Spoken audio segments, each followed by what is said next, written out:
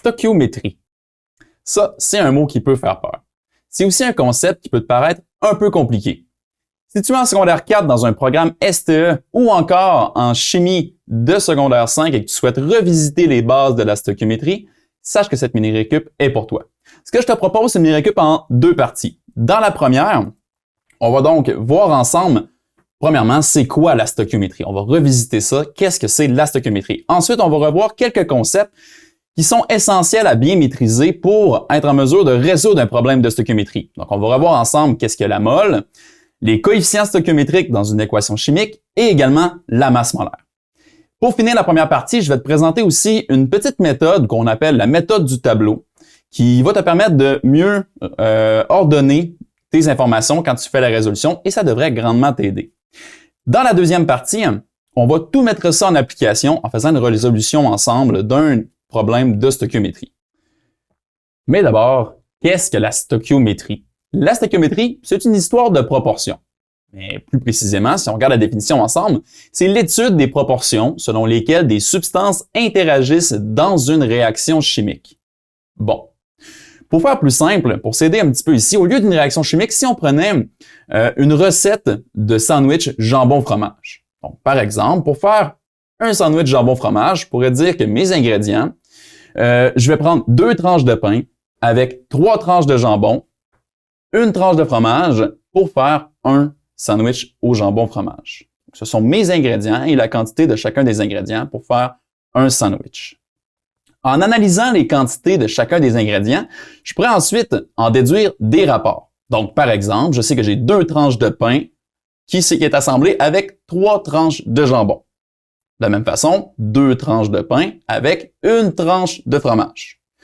Et encore une autre fois, j'ai 2 tranches de pain pour un sandwich.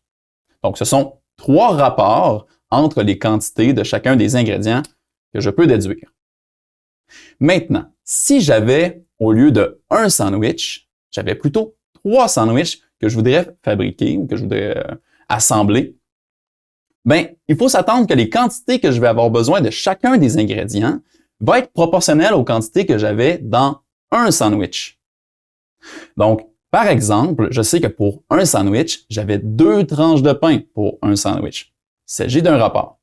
C'est proportionnel, comme je disais. Donc, si c'est proportionnel, ça veut dire que le rapport entre le nombre de tranches de pain pour un sandwich va être égal au nombre de tranches de pain dans 3 sandwichs. Donc, je peux construire la proportion ici et tout simplement isoler la valeur manquante à l'aide d'un produit croisé que vous connaissez bien, par exemple. Donc, le produit croisé, on se rappelle tout simplement 3 fois 2 divisé par 1, qui me donnerait ici 6 tranches de pain.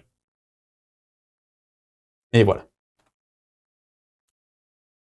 Comme pour le sandwich, on peut calculer la quantité de chacune des substances impliquées dans une réaction chimique à l'aide de proportions, en construisant des proportions.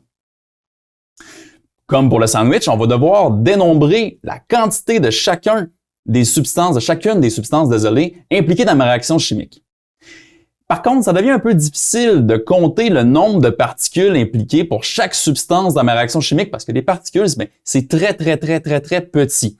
Donc, pour s'aider, au lieu de compter chacune des particules impliquées dans ma réaction, je vais plutôt compter des paquets de particules. Des paquets de particules qu'on appelle des moles. Mais avant d'aller plus loin, est-ce que tu sais c'est quoi une mole?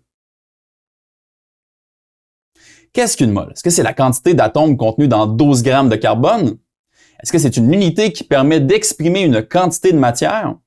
Est-ce que c'est un regroupement de 6,022 fois 10 à la 23 particules? Ou encore, est-ce que c'est toutes ces réponses? Eh bien, si tu as répondu D, soit toutes ces réponses, tu as raison. En effet, une mole, c'est une unité, dont le symbole est la mole, qui permet d'exprimer une quantité de matière. Comme une douzaine, par exemple une douzaine d'œufs, il est plus simple de compter 3 douzaines d'œufs que de dénombrer un après l'autre 36 œufs. De la même manière, une mole, c'est, attachez-vous bien, précisément 6,022 fois 10 à la 23 particules. Beaucoup plus facile de dire une mole.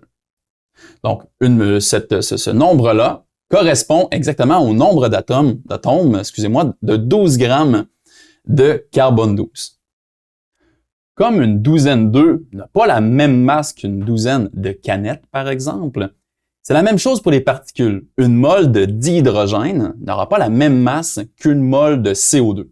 Par exemple, une mole de dihydrogène a une masse de 2,022 grammes. Ici, c'est un beau zéro qui a l'air d'un 6. Une mole de CO2, beaucoup plus lourd, ici, donc 44,01 grammes. Encore mon 0 qui me paraît comme un 6. Donc ici, c'est pourtant le même nombre de particules précisément, soit 6,022 fois 10 à la 23 particules. On constate que c'est pas du tout la même masse. Donc, qu'est-ce qu'il faut retenir de ça? C'est qu'il n'y a pas de masse qui est associée à un nombre de moles. La masse d'une quantité exprimée en moles va dépendre de la nature de la substance. Très important de s'en rappeler. Donc, lors d'une réaction chimique, des substances interagissent ensemble, les réactifs, et les atomes de ces substances-là vont se dissocier, se réorganiser pour former des produits. Donc, je peux inscrire toutes ces informations-là dans une équation chimique. Dans une équation chimique, on présente le tout, soit les réactifs à gauche, donc les substances qui interagissent ensemble. Ensuite, j'inscris une flèche pour montrer qu'ils vont se dissocier et ensuite former des produits que j'inscris à droite de la flèche. Donc, par exemple, si j'avais du dihydrogène qui réagit avec du diazote pour former de l'ammoniac, je peux inscrire la chose de cette manière-là. Ensuite, très important de vérifier si mon équation est balancée. Donc, qu'est-ce que ça veut dire? Ça veut dire tout simplement, est-ce que j'ai le même nombre d'atomes de chaque côté de la réaction? Ce que je veux dire, c'est est-ce que j'ai le même nombre d'atomes de chacun des éléments du côté des réactifs et du côté des produits? Bon, concrètement, ici, dans ma molécule de dihydrogène, j'ai 2 atomes d'hydrogène. Du côté des produits, dans ma molécule d'ammoniac, j'ai 3 atomes d'hydrogène. Donc, au total, du côté des réactifs, j'ai 2 atomes d'hydrogène, puisque ma molécule de diazote n'en contient pas.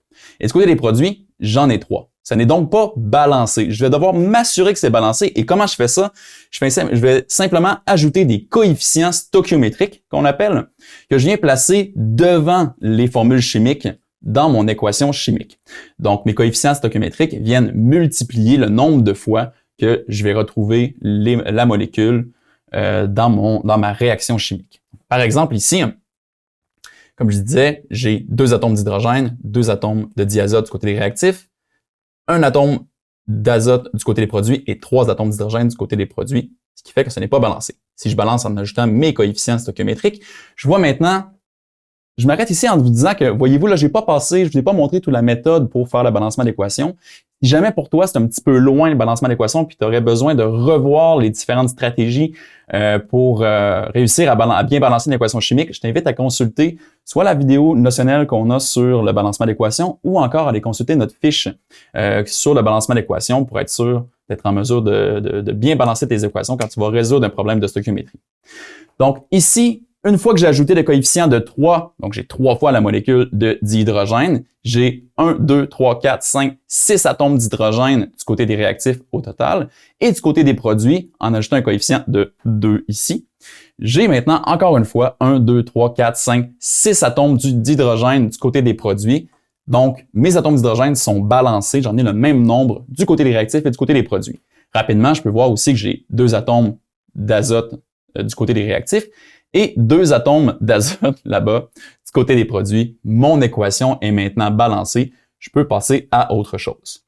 Une fois que mon équation chimique est bien balancée, je me rends compte que mes coefficients me révèlent les proportions selon lesquelles mes substances vont interagir dans ma réaction chimique. Un peu comme mes ingrédients tout à l'heure avec mon sandwich. Donc, ici, si on connaît la quantité de l'un de mes réactifs ou de l'un de mes produits dans ma réaction, je vais pouvoir, à l'aide des coefficients qui révèlent mes proportions, calculer une valeur manquante. Donc, j'ai seulement besoin de mes coefficients, de l'une des quantités de l'un des réactifs ou des produits et je peux me construire une proportion comme on a fait tout à l'heure et calculer ma valeur manquante. Faisons un exemple avec la même réaction chimique. Donc là, ici, on me dit, si j'ai 9 moles de dihydrogène qui réagit complètement, combien de moles d'ammoniac seront formés? Donc là, ici, mon équation chimique est déjà balancée, je vois mes coefficients et mes coefficients me révèlent les proportions selon lesquelles mes substances interagissent. Donc, avec mes coefficients, je vais pouvoir écrire un premier rapport, comme tout à l'heure avec le sandwich, si vous vous rappelez. Donc, ici, par exemple, si je voulais savoir combien de moles d'ammoniac seraient formés, je vais faire un rapport entre les coefficients du dihydrogène et de l'ammoniac et entre les quantités de dihydrogène et les quantités d'ammoniac impliquées dans ma réaction. Dans un premier temps, j'ai un coefficient de 3 pour l'hydrogène et un coefficient de 2 pour l'ammoniac. Donc, le rapport entre les coefficients est de 3 pour 2. Donc, ce rapport-là, puisque c'est proportionnel, est égal au rapport entre leurs quantités dans ma situation ici qu'on me donne. Donc, j'ai 9 moles de dihydrogène et j'ai je ne sais pas combien de moles d'ammoniac. C'est ce que je cherche ici.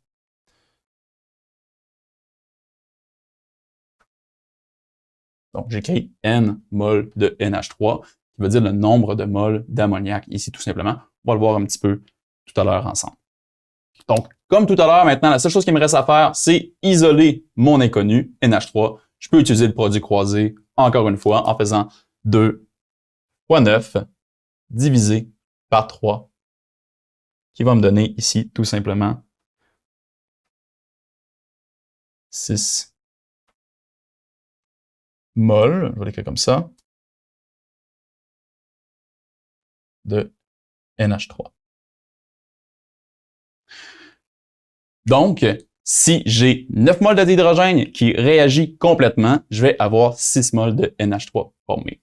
Si je voulais connaître maintenant la quantité de chacune des substances, comme là dans ce cas-ci, il me reste simplement le diazote que je ne connais pas la quantité qui réagit, je pourrais faire la même stratégie avec le diazote, prendre les rapports, faire un rapport entre les coefficients et construire une proportion avec le rapport des quantités avec le dihydrogène, par exemple, et je pourrais trouver la quantité. Donc, pour résoudre un problème de stoichiométrie, c'est important de se rappeler c'est quoi la masse molaire. On a vu tout à l'heure qu'un nombre de moles ne correspond pas nécessairement à une masse précise. Donc, on a vu qu'une mole, par exemple, de dihydrogène n'a pas la même masse qu'une mole de diazote. Donc, la masse d'une mole d'une substance précise, c'est ce qu'on appelle sa masse molaire. Donc, la masse molaire correspond à la masse d'une mole d'une substance. Et c'est une propriété qui est caractéristique pour chaque élément du tableau périodique, par exemple. C'est d'ailleurs dans le tableau périodique qu'on va retrouver les différentes masses molaires des différents atomes. Mais avant d'en arriver là, la masse molaire, je peux toujours l'exprimer à l'aide de sa formule. Donc, la formule de la masse molaire, la voici. Donc, on l'exprime la masse molaire et c'est la masse d'une mole d'une substance. Donc, la masse sur le nombre de moles. Dans cette formule, le M majuscule correspond à la masse molaire en grammes par mol, le M minuscule à la masse en grammes et le N minuscule correspond au nombre de moles de ma substance. Donc, les unités, c'est la mole tout simplement.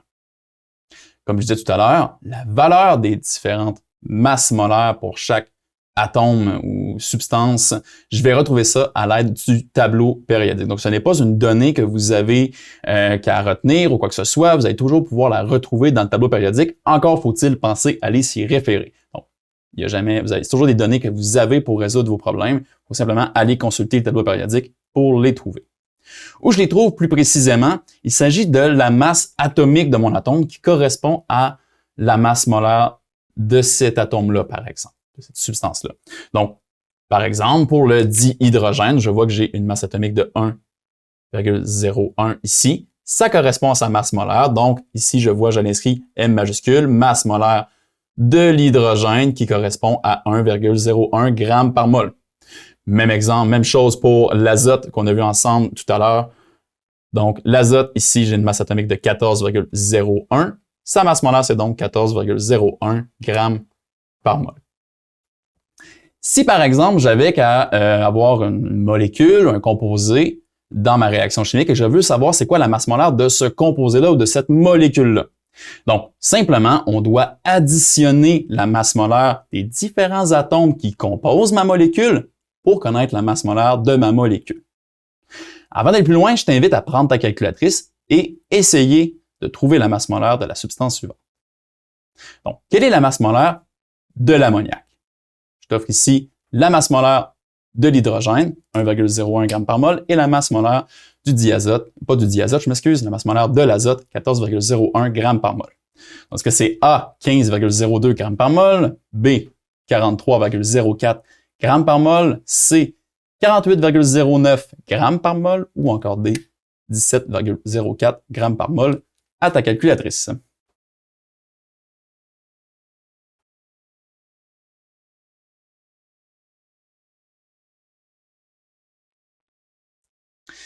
Si tu as répondu D, soit 17,04 g par mol, tu as raison.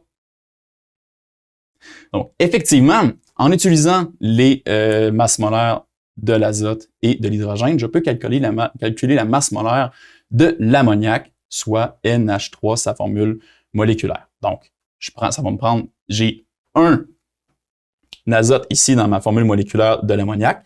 Donc, la masse molaire de l'azote revient une fois. J'ai 3 atomes d'hydrogène, donc je vais avoir 3 fois la masse molaire d'un atome d'hydrogène dans ma masse molaire de ma molécule, donc 3 fois la masse molaire de l'hydrogène. Je remplis tout simplement ma formule ici que j'avais construite, donc 14,01 g par mol, plus 3 fois 1,01 g par mol pour l'hydrogène. Ça me donne un total ici de 17,04 g par mol, la masse molaire de l'ammoniac NH3. En laboratoire, tu ne peux pas mesurer directement le nombre de moles que tu as d'un réactif ou d'un produit. Par contre, tu peux mesurer la masse d'une substance que tu as en laboratoire. Donc ensuite, une fois que tu as mesuré la masse, tu vas pouvoir la convertir, pas la convertir, excusez-moi, mais calculer le nombre de moles à l'aide de sa masse molaire. Donc, si on fait un petit exemple ensemble, si on te dit combien de moles contient un échantillon de 68,16 g d'ammoniac, ce qu'on cherche, c'est le nombre de moles. Ce qu'on connaît, la masse molaire de l'ammoniac qu'on peut calculer à l'aide de tableau périodique, comme on a fait juste avant ensemble, soit 17,04 g par mol. La masse, 68,16 g. Et la formule de la masse molaire que je vais utiliser ici, soit la masse molaire est égale à la masse divisée par le nombre de moles. Donc, ce que je cherche, c'est quoi? C'est le nombre de moles d'ammoniac. Donc, je vais donc devoir isoler mon nombre de moles dans ma formule. Une fois que c'est fait, ça me donne le nombre de moles d'ammoniac est égal à la masse divisée par sa masse molaire. Maintenant, il me reste simplement qu'à remplir mes informations. Donc, la masse ici, je vais bien l'écrire, 68,16 grammes, divisé par la masse molaire qui est de 17,04 grammes par mol. Ici, j'ai des grammes au numérateur, des grammes au dénominateur. Ça se simplifie. Il devrait me rester simplement des moles à la fin. Donc, qui me donne un total de 4,000 moles, respectant les chiffres significatifs. Finalement, on va voir ensemble une méthode qui nous permet de tout organiser nos données ensemble dans un même tableau. Donc, j'appelle cette stratégie la méthode du tableau. Donc, en faisant ça, ça va nous permettre vraiment là, de bien visualiser les calculs qu'on devra faire pour répondre ultimement à la question que nous a demandée. Par exemple, ici, on nous dit quelle masse de diazote est nécessaire pour faire réagir 9 moles de dihydrogène. Donc, c'est un peu une suite au problème qu'on a fait ensemble tout à l'heure. Donc, première chose que je vais faire, c'est d'inscrire mon équation chimique. Donc là, on l'a fait ensemble tout à l'heure. Cette équation-là, on l'a même balancée rapidement ensemble. Donc, j'écris mon équation chimique et très important qu'elle soit balancée. Donc, on vérifie qu'elle est bien balancée et si elle n'est pas, on prend le temps de la balancer, on l'inscrit ensuite comme ça. En dessous de mon équation, je vais construire un tableau avec 4 lignes. Donc, sur les 4 lignes, je vais retrouver les informations suivantes. Je vous conseille de le mettre dans cet ordre-là. Pour ma part, ça va m'éviter de faire certaines erreurs et je considère que ça pourrait vous éviter de les faire également, donc je vous le conseille. Donc, je vais mettre mes coefficients en premier, mon nombre de moles, la masse molaire et finalement les masses de mes substances, soit que je connais déjà ou que je vais calculer. Donc, première chose, justement, inscrire les données que je connais déjà. On a calculé précédemment dans la mini-récup ensemble les différentes masses molaires de ces substances-là.